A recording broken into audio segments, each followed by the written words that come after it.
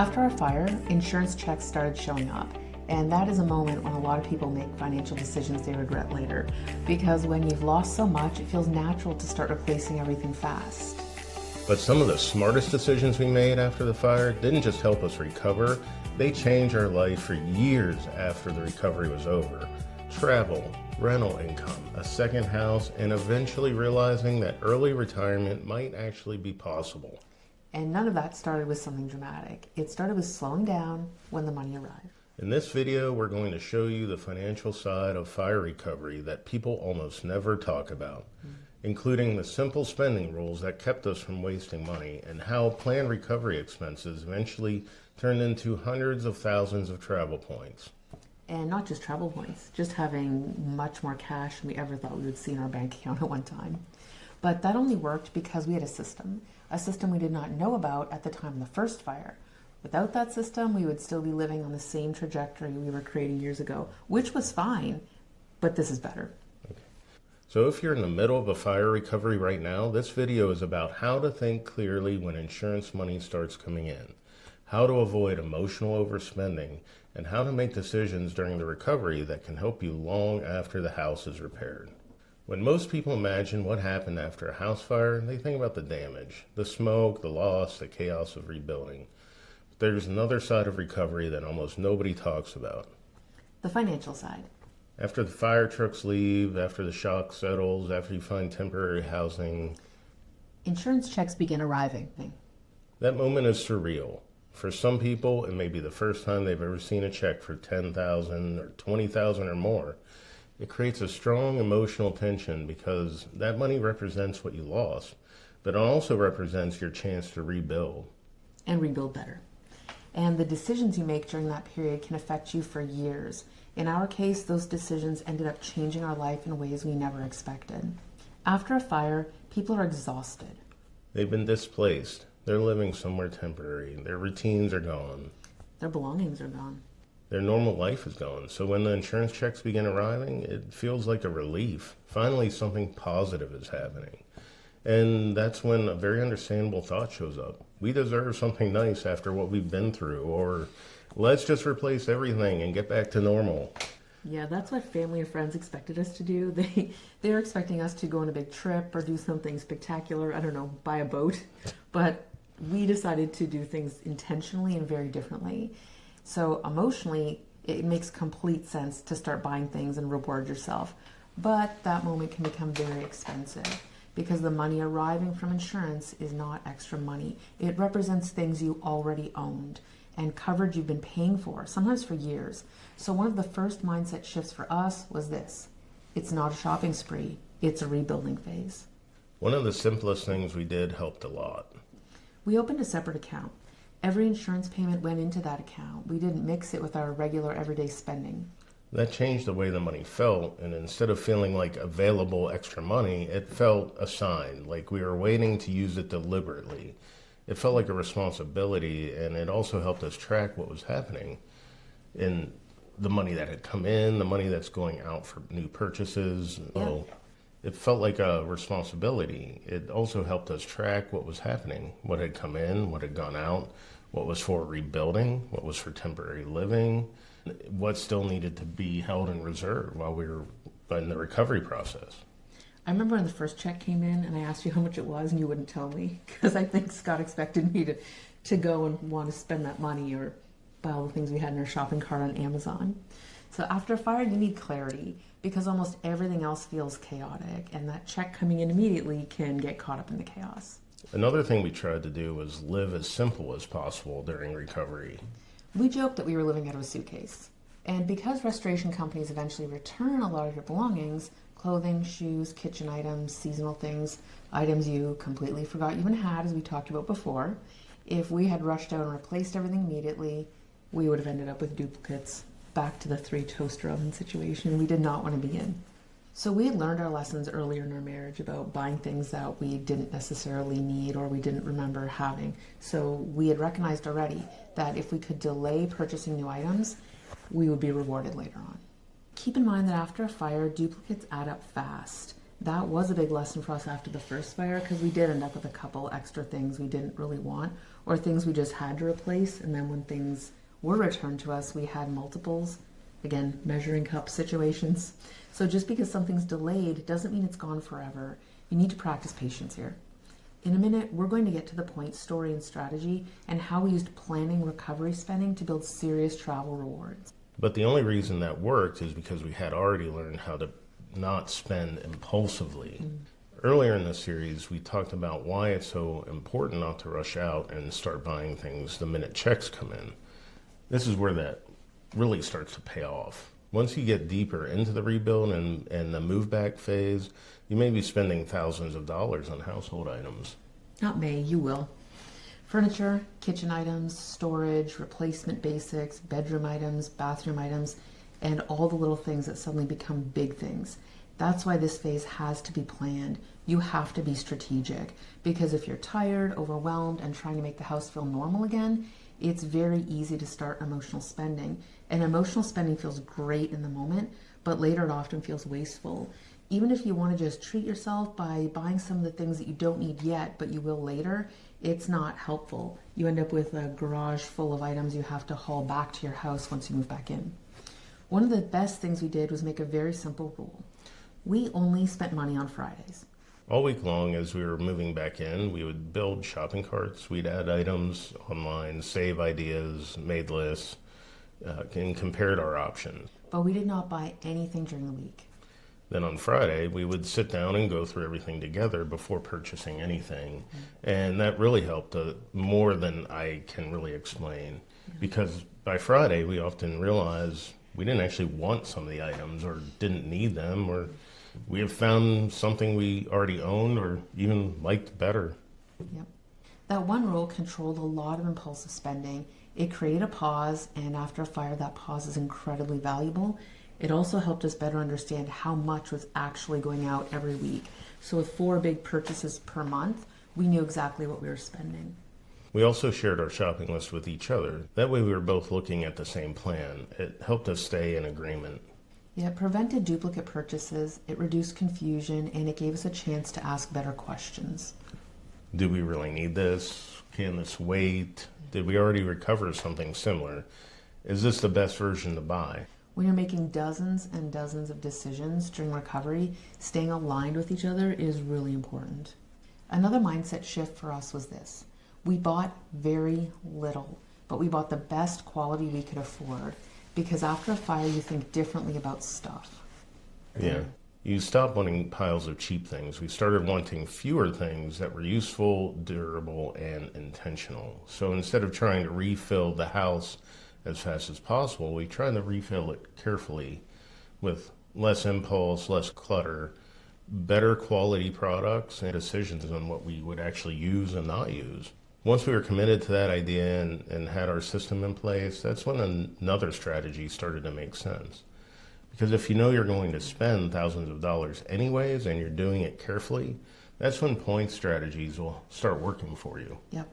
During recovery, there will be a lot of spending moving through your life very quickly. Temporary housing, food, travel, gas, replacement basics, household items, a lot of large one-time purchases. And if those are real expenses you're already going to have, there can be a smart way to route them. For us, that meant using travel rewards credit cards strategically. But we need to say this very clearly. This only works if you plan ahead. Yeah. You have to plan ahead, stay organized, and pay the balance off immediately. Yeah.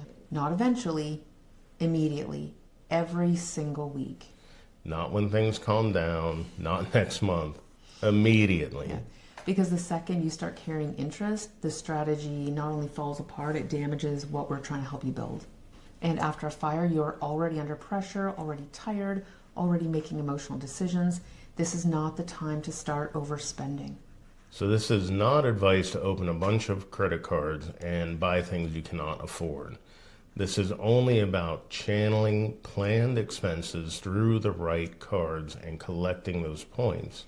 And then paying them off right away with money you already have. Not checks that are supposed to come in next week or the week after, or by the end of the month. You can't count on money you don't already have. No. The way we thought about it was simple. If a real expense was coming anyways and it could help us meet a minimum spend for a sign-up bonus, we would consider opening a card. Not randomly and not emotionally. And not every card that was available. You're not trying to get airlines points on every airline that has flights to places you don't want to go. Only when there was already a legitimate expense in front of us and we had a card that was going to provide miles that we wanted with flights where we wanted to go and had good sign-up bonuses. I have some points I've had for years from a card that maybe I shouldn't have gotten, and we haven't been able to use them. So, keep scrolling. Yeah, I know. Yeah. We did not create spending to get points. We matched cards to spending that was already going to happen. So if there was a period where we knew a large purchase was coming, or several temporary living expenses, or a big set of move-back purchases, that was the moment to ask, would this naturally meet a minimum spend?